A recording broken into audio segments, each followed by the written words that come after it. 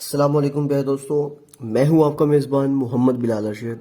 और आज की इस वीडियो में हम क्वेश्चन नंबर 8 को सॉल्व करने जा रहे हैं, जिसकी इक्वेशन हमारे पास कुछ इस तरह की बना है कि 4x plus 1 divided by 4x minus 1 plus 4x minus 1 divided by 4x plus 1 is equal to 2 whole 1 divided by 6। तो ये जो इक्वेशन हमें गिवन है क्वेश्चन नंबर 8 में, आज हम इसको सॉल्व करेंगे और इसमें आपकी जो भी प्रॉब्लम्स हैं उसको क्लियर करने की कोशिश करेंगे। तो इससे पहले हमने जो भी क्वेश्चंस यहाँ पे अटेम्प्ट किए हैं, आप प्लेलिस्ट में जाके इन तमाम वीडियोस को देख सकते हैं। इसमें जो भी आपकी मुश्किलात हैं आप उनको दूर कर सकते हैं। चलें जी, वीडियो स्टार्ट करते हैं। जी दोस्तों, जैसा कि आप देख रहे हैं कि मैंने यहाँ पे क्वेश्चन की स्टेटमेंट को लिख लिया है, जो कि 4x plus 1 divided by 4x minus 1 है, plus 4x minus 1 divided by 4x plus 1 second fraction में यहाँ पे है, और राइट साइड पे देख सकते हैं 2 होल 1 डिवाइडेड बाय 6 है। सो गिवन इक्वेशन, हमारे पास जो गिवन इक्वेशन है वो 4x plus 1 divided by 4x minus 1 plus 4x minus 1 divided by 4x plus 1 is equal to 2 whole 1 divided by 6। सबसे पहला काम ये करना है आपने कि ये जो आपको मिक्स्ड फ्रैक्शन नजर आ रही है, इसको कहते हैं मिक्स्ड फ्रैक्शन। आपने इसको सिंपल फ्रैक्शन में कन्वर्ट करना है। तो इसको चेंज करने का तरीका ये है कि आप 6 को 2 से मल्टीप्लाई करें, जो आंसर आएगा उसमें ये वाला 1 ऐड कर दें। तो 6 मल्टीप्लाई बाय 2 12, और 12 में 1 ऐड किया तो ये बन जाएगा 13 डिवाइडेड बाय 6। और यहाँ पर ये 4x plus 1 divided by 4x minus 1 and plus 4x minus 1 divided by 4x plus 1 जो है ये एज इट इज आ जाएगा। तो दोस्तों, अब आपने काम ये करना है कि यहाँ पे सब्स्टिट्यूशन मेथड लगाना है। मैं इस इक्वेशन को अभी नाम देने लगा हूं। पहले आप 13 डिवाइडेड बाय 6 को इधर ले आए, तो ये बन जाएगा 4x प्लस 1, ये बन जाएगी equation 4x plus 1 divided by 4x minus 1 and plus 4x minus 1 divided by 4x plus 1 minus 13 divided by 6 is equals to 0। और मैं इस इक्वेशन को अपनी आसानी के लिए इक्वेशन नंबर 1 का नाम दूंगा, क्योंकि इसमें मुझे सब्स्टिट्यूशन लगानी है और जो वेरिएबल मौजूद है x, हम इसको एक नए वेरिएबल में इन्वॉल्व करेंगे, फिर उसको हम फर्दर सिंप्लीफाई करेंगे। जी दोस्तों, तो अब आप लेट कर लें कि ये आपके पास 4x plus 1 divided by 4x minus 1, ये जो 4x plus 1 divided by 4x minus 1 है, ये मैं लेट कर लेता हूं कि ये m के इक्वल है। दोबारा सुने, ये पड़ा हुआ है 4x plus 1 divided by 4x minus 1, और इसी का रेसिप्रोकल ये पड़ा हुआ है 4x minus 1 divided by 4x plus 1। तो हमने काम ये किया कि 4x plus 1 divided by 4x minus 1 को m के इक्वल लेट कर दिया। अब जब इसका रेसिप्रोकल लेंगे तो नीचे वाली जो टर्म है वो ऊपर चली जाएगी और ऊपर वाला जो एक्सप्रेशन है वो नीचे आ जाएगा। आप यहाँ पर देख सकते हैं, और 4x minus 1 divided by 4x plus 1 is equal to 1 divided by m। तो आपने क्या काम किया, ऊपर वाली इक्वेशन की बोथ साइड्स का आपने रेसिप्रोकल ले लिया। अब आपको काम ये करना है कि इस इक्वेशन में, इक्वेशन नंबर 1 में, जहां पर आपको 4x plus 1 divided by 4x minus 1 मिले, वहां पे आपको m रिप्लेस कर देना है, और जहां पर आपको 4m minus 1 divided by 4x plus 1 मिले, वहां पे आपको 1 डिवाइडेड बाय m को रिप्लेस करना है। चलिए जी, वैल्यूज पुट करते हैं। पुटिंग द वैल्यूज,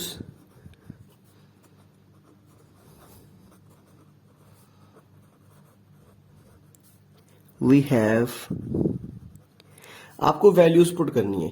ये जो ऊपर वाली इक्वेशन है ये कुछ इस अंदाज में आ जाएगी कि यहाँ पर 4x, ये देख सकते हैं 4x plus 1 divided by 4x minus 1, इसकी जगह हम m लगाने जा रहे हैं, तो ये m आ गया हमारे पास। फिर प्लस इसके रेसिप्रोकल को हम लिखेंगे 1 डिवाइडेड बाय m, और लास्ट में देख सकते हैं कि minus 13 divided by 6 equal to 0। ये हमारे पास एज इट इज आ गई, और हम इसको नई इक्वेशन के तौर पे देखते हैं जो कि हमारे पास वेरिएबल m में आ रही है। सो अब हमें काम ही करना है कि देख सकते हैं लेफ्ट हैंड साइड पे जो हमारे पास एलसीएम आ रहा है वो 6m आ रहा है। तो आपने काम ये कर देना है मल्टीप्लाइंग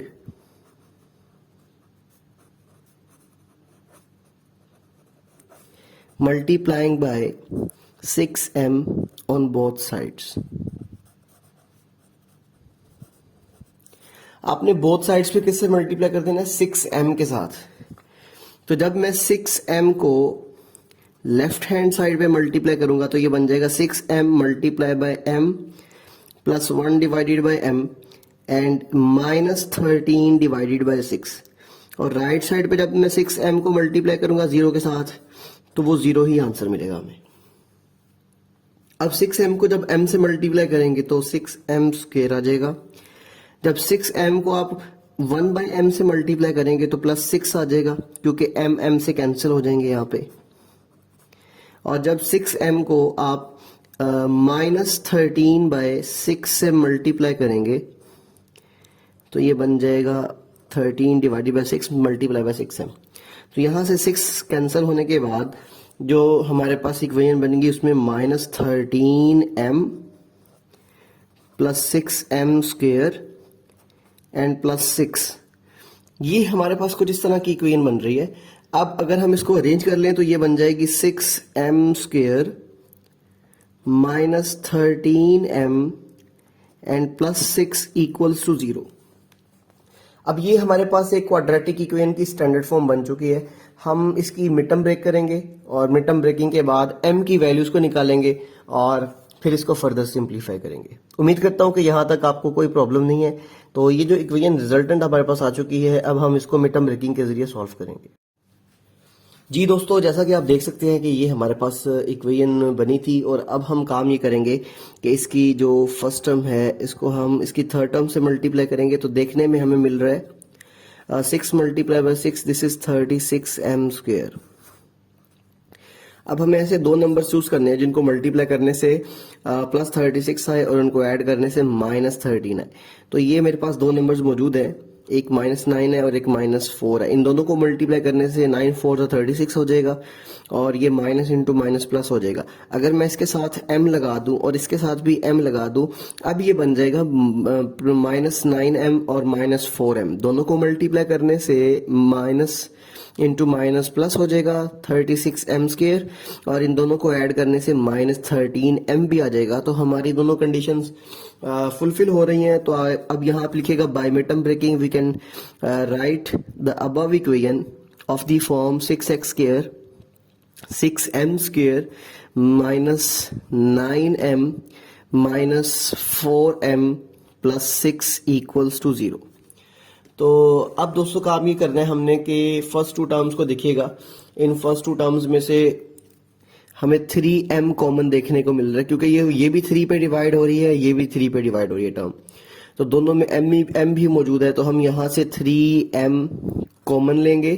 तो 3 मल्टीप्लाई बाय 2 6 और एक m हम कॉमन ले चुके हैं तो एक यहाँ पे रह जाएगा और 3 मल्टीप्लाई बाय 3 9 हो जाएगा और m हम ऑलरेडी कॉमन ले चुके हैं। अब लास्ट टू टर्म्स में देखिएगा दोनों 2 पे डिवाइड हो रहे हैं। तो दोनों में से जब 2 कॉमन ले लेंगे तो यहाँ पे 2m माइनस 3 आ जाएगा क्योंकि -2 मल्टीप्लाई बाय 2 कितना हो जाएगा 4m माइनस 4m और minus into minus plus 2 multiply by 3 6 और इक्वलिटी के बाद यहाँ पे 0 एज इट इज आ जाएगा। अब चूंकि इस होल फ्रैक्शन में आपको यहाँ पे क्लियरली शो हो रहा है कि 2m माइनस 3 ये कॉमन है। तो 2m माइनस 3 को जब हम यहाँ से कॉमन ले लेंगे तो यहाँ से 3m माइनस 2 ये रिमेनिंग एलिमेंट्स आएंगे और ये इक्वल टू 0 आ जाएगा। These are the linear factors of the above equation. ये जो ऊपर हमने क्वाड्रेटिक इक्वेशन बनाई है ये उसके लीनियर फैक्टर्स हैं। So this gives to possibilities. Number 1 में लिखेंगे आप either we can write 2m minus 3 equals to 0 and the second possibility is that 3m minus 2 equal to 0. Now by shifting the constant to the right side, here 2m is equal to 3 and 3m is equal to 2 और यहां से हम देखते हैं कि हमें m की value मिल रही है 3 डिवाइडेड बाय 2 बिकॉज यहाँ पे 2 मल्टीप्लाई हो रहा है, उस साइड पे डिवाइड हो जाएगा और यहाँ पर जो m की वैल्यू है वो हमारे पास 2 डिवाइडेड बाय 3 आ रही है। तो स्टूडेंट्स अब याद करें कि हमने शुरू में m को एक रिप्लेसमेंट के तौर पे रखा था हमने। ओरिजिनल वेरिएबल आपकी इक्वेशन में x है, तो हमें x की वैल्यूज को निकालना है। तो अब हम वापस वही काम करेंगे कि जो आपने m लेट किया था, अब हम दोबारा वो सब्स्टिट्यूशन को यहाँ पे अप्लाई कर रहे हैं। तो यहाँ पे आप लिखिएगा कि putting m is equal to 4x plus 1 divided by 4x minus 1 we get, जब आप m की जगह ये रिप्लेसमेंट कर रहे हैं यहाँ पर, तो ये जो m है ये इक्वल हो जाएगा 4x plus 1 divided by 4x minus 1 is equal to 3 divided by 2, और यहाँ पर आ जाएगा 4x plus 1 divided by 4x minus 1 is equal to 2 divided by 3। तो स्टूडेंट्स अब आप यहाँ पे देख सकते हैं कि दो इक्वालिटी के दरमियान साइड पे दो आपके पास फ्रैक्शंस हैं, एक लेफ्ट में एक राइट में है। तो इसको हम बाय क्रॉस मल्टीप्लिकेशन सॉल्व करेंगे। तो यहाँ पे हम लिखेंगे कि by cross multiplication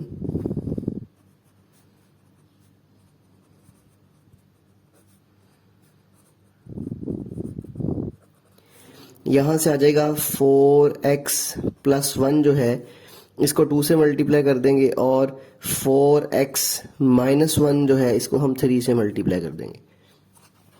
and similarly here you can easily consider as के 4x multiply by 4x minus 1 multiply by 2 here 2 multiply by 4x minus 1 and 3 multiply by 4x plus 1। Same वही काम किया हमने कि यहाँ पे बाय क्रॉस मल्टीप्लीकेशन।